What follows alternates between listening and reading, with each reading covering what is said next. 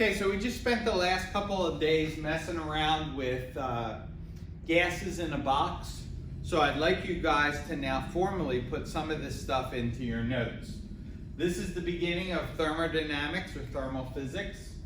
We're going to learn how we can use the energy of a gas to do all kinds of nice things for us, such as propulsion for a rocket, such as moving our cars forward.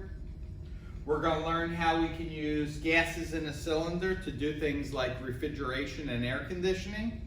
And we'll be also learning about designing materials to protect us against really high and really low temperatures. So today we want to start with kinetic theory.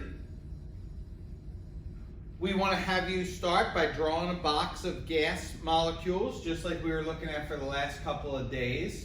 So you want to show the particles in motion, and as we said originally, it appears as if the particles are moving in random, chaotic motion.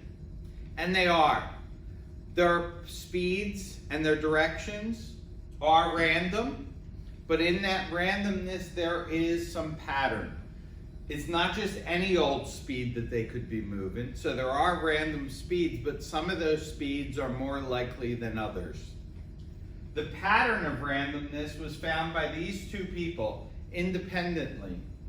We have James Clerk Maxwell from Scotland, and we have Ludwig Boltzmann from Austria. They both did this in the late 1800s, and of the two methods, Boltzmann's method is probably the one that's more important. Maxwell did it first. Okay? They found order inside the randomness of these gas particles moving around in our box. The pattern they found should be familiar to you. We've been looking at this for the last couple of days. It looks like a bell curve, but it's not quite. The bell curve is skewed a little bit to the right, and what I mean by that is this is our velocity peak, our peak speed. There are more speeds to the right than there are to the left. So when we find the average tomorrow, we will see that the average speed is actually always to the right. That is, it's a higher number than the peak speed. Again, some speeds have a prevalence close to 0, and others have a prevalence that is much higher than that. The highest prevalence, that is the speed that is most likely to be found when we look at our random particles in there, is called your peak speed, most probable speed. We messed around with changing the mass of the particles, and the heaviest is radon, and you can see that the heavier particles move slower. They have a less of a spread of speeds. They have a more defined peak. There is less possible speeds that they could be moving. It's more predictable. The lighter molecules, like radon, are much less predictable. There is a much wider range in speeds, and the most prevalent speed is much lower. Be careful, it's a higher speed, but its prevalence is not as high. Please draw this out. Make sure you label this one as your heavy, and make sure you label the blue one as your light. We then changed the temperature. So all of these are samples of radon. One is at 34 Kelvin and one is at 571 Kelvin. You'll notice again, lower temperatures have lower speeds, but they have a higher prevalence for the most probable speed. They have less of a spread of speeds.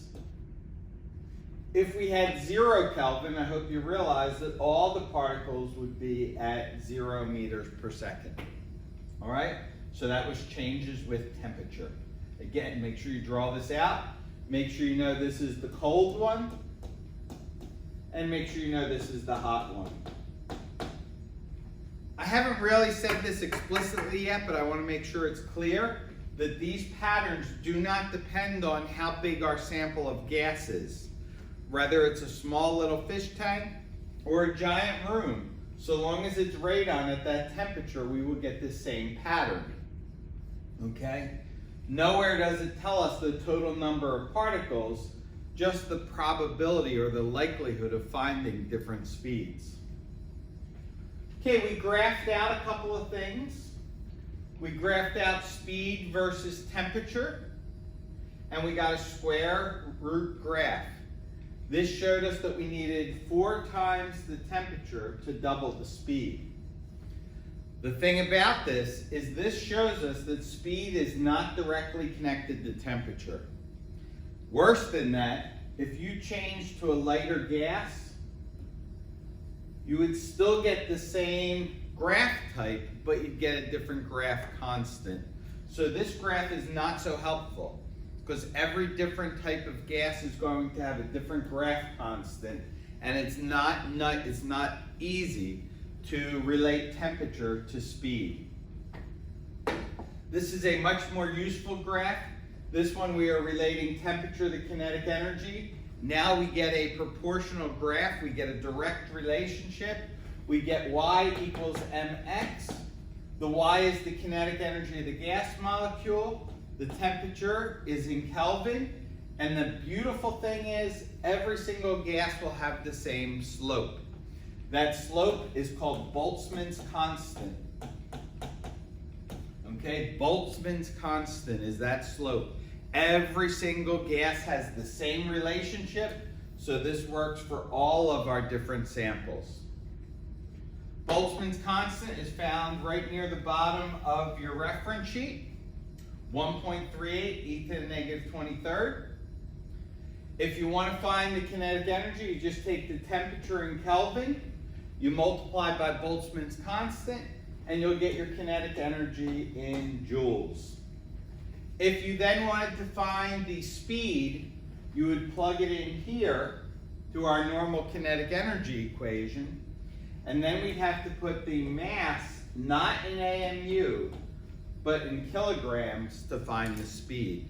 So as a summary, every different gas will have the same kinetic energy at the same temperature, but they will all have different speeds based on their mass.